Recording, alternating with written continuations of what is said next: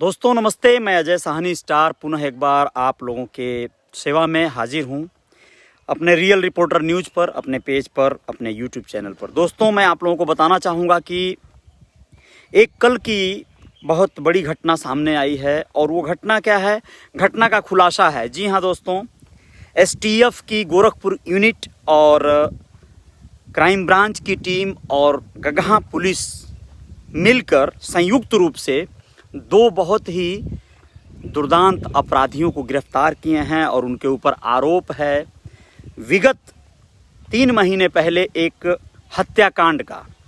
गगहा थाने के अंतर्गत आने वाले गगहा चौराहे पर ही रितेश मौर्य और शंभू मौर्य का अलग अलग तिथियों में हत्या कर दी जाती है। साथ में एक ऐसे निर्दोष व्यक्ति की भी हत्या हो जाती है जिसका कोई दूर दूर तक इस मामले से कोई सरोकार नहीं था।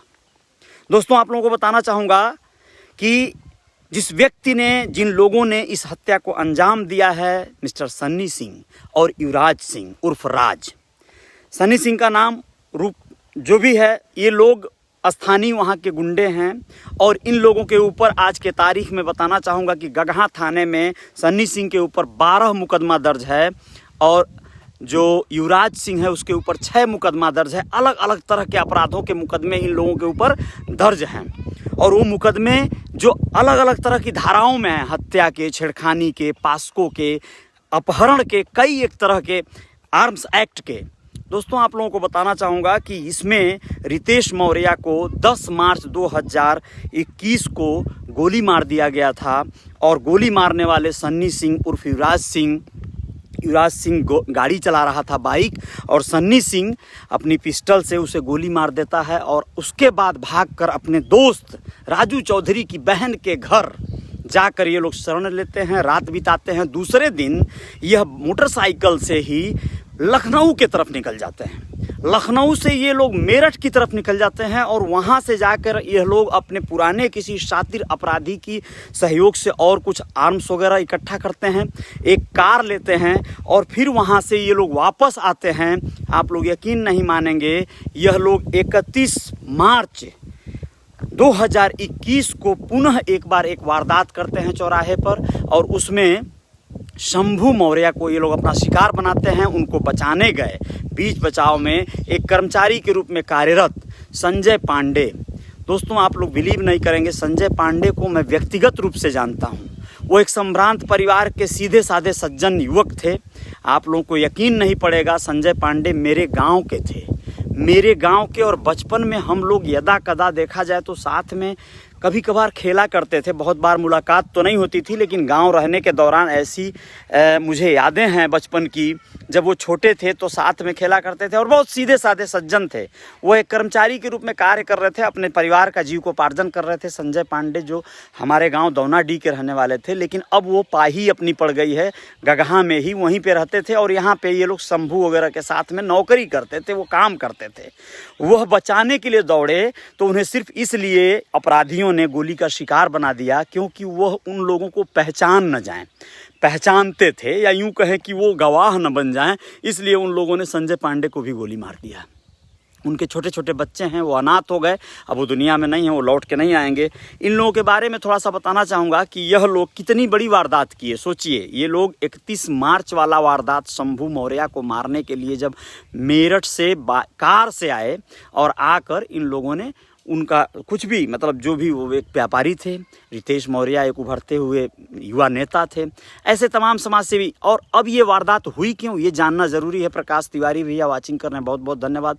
संजय कुमार जी देख रहे हैं, बहुत बहुत धन्यवाद। आप लोग जो है बने रहिए हमारे साथ, इसको शेयर कीजिए संभव हो तो। उसका कारण ये है कि मैं, देखिए, लॉकडाउन और कोरोना और सारी समस्याओं पर थोड़ी थोड़ी चर्चा ज़रूर करेंगे हम लोग, लेकिन इस समय समाज में जो घटित हो रही हैं ना घटनाएँ, वो बहुत संवेदना पैदा कर रही हैं, बहुत ज़्यादा दुख पैदा कर रही हैं कि हम लोग कहाँ किस ओर लेकर जा रहे हैं।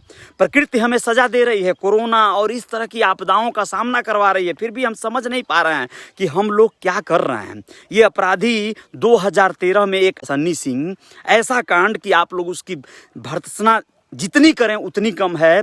उसने इतना एक बड़ा क्राइम किया था, आप लोगों को यकीन नहीं होगा। अपने चौराहे पर एक व्यापारी जो गुप्ता परिवार था वहाँ पर इसने रस्सी खरीदने के विवाद को लेकर बहुत बड़ा बलवा कर दिया था।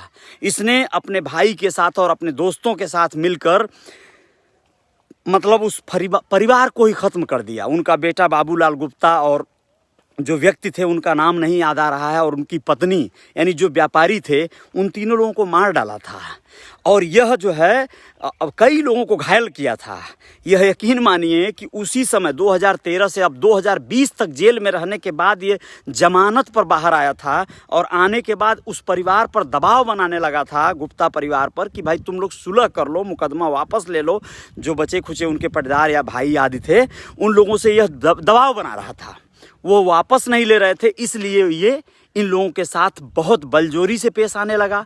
और ऐसा वक्त आया कि जब ये लोग समाज सेवी के तौर पे रितेश मौर्य आदि, शंभू मौर्य आदि उसकी मदद करना चाहे, उस परिवार का, पीड़ित परिवार का, कि नहीं किसी भी तरह का मुकदमा में सुलह नहीं करना है, अपराधियों को सज़ा दिलवानी है, तो वह जो है प्लान करने लगा कि हम लोग अब इन लोगों को मार देंगे जो लोग इन लोगों का सहयोग कर रहे हैं।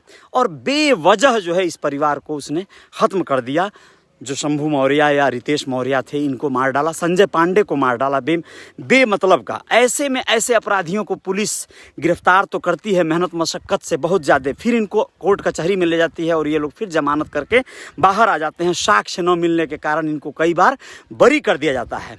ऐसे लोगों को सज़ा देना और ऐसे लोगों को क्या सज़ा देना चाहिए ये लोग आप लोग तय करिए, न्यायपालिका तय करेगी। लेकिन बहुत बड़ी सज़ा जो कुदरत दे रही है। देखिए, चलिए इसके साथ साथ इस पे बहुत तकलीफ़ इसलिए भी हो रहा है कि संजय पांडे जो बेमतलब का मतलब अपनी जान गंवा बैठे, बहुत सीधे साधे युवक थे। मुझे बहुत हार्दिक कष्ट हो रहा है कि मैं उनके लिए शब्द नहीं बच रहे हैं कि मतलब कोई सिर्फ इसलिए मारा गया क्योंकि वो हत्या करते हुए अपराधियों को देख लिया। हत्या करते हुए अपराधियों को देखने की इतनी बड़ी सज़ा कि उसे भी मार डाला जाए। खैर, जो होता है सो अच्छा नहीं होता है इस तरह के क्रम में। और जो भी है आप लोग इसका न्याय करें, और ऐसे अपराधियों का क्या होना चाहिए समाज में, किस तरह की न्याय मिलनी चाहिए और हमारी न्यायपालिका कितनी मजबूत होनी चाहिए, इस बारे में आप लोग तय करेंगे। अपराधी दिन पर दिन पनप रहे हैं, बहुत सारी वारदात और कांड हो रहे हैं। पुलिस प्रशासन कई बार जो है चूक जा रहा है न्याय देने से, बेगुनाह मारे जा रहे हैं। इस पर जो है बहुत बड़ी बहस होनी चाहिए, इस पर न्याय मिलना चाहिए। अब जो है सही में न्याय मिलना चाहिए। इस तरह के अपराधियों को जीने का कोई हक नहीं है। ये मेरा अपना जो है व्यू है, आप लोगों का क्या है मैं नहीं जानता, लेकिन ये बहुत ही ख़तरनाक जो है, बहुत ही खतरनाक खेल खेला गया था और ऐसे अपराधी गिरफ्तार हुए। इसके लिए मैं पुलिस प्रशासन को धन्यवाद भी देना चाहूँगा। लोगों ने मुस्तैदी से कार्य किया, अपनी ड्यूटी किया। जय जयकार जारी रहेगी। रियल रिपोर्टर न्यूज़ पर मेरे और कुछ खबर आप लोग जल्द ही देखेंगे। मैं बहुत सारे अपडेट्स देने वाला हूँ। जय हिंद, जय भारत दोस्तों।